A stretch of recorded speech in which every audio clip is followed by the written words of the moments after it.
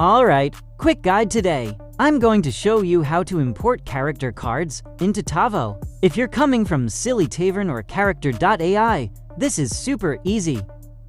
In Tavo, character importing happens right here. In the Characters tab, you can import both image cards and JSON cards. If someone shared a character link with you, you can paste the URL here too. If you already downloaded a character card, just tap Import Character and pick the file. Tavo reads PNG cards and JSON files without any extra setup. Here are some popular sites for character cards. If you don't have any yet, just grab one from these. They all work great with Tavo. Alright, I'll walk you through the process. Downloading a card and importing it into Tavo. PNG or JSON format, both work.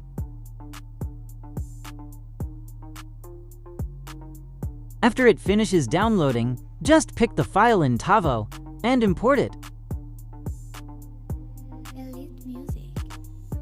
Tavo will try to load the card automatically.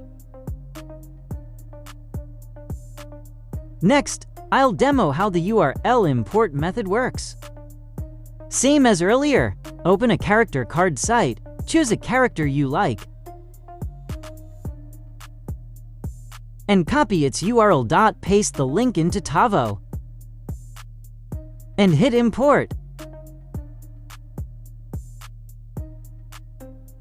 After importing, you can check the character details, their background, personality, greeting message, and of course, you can edit anything. Tavo is flexible like that.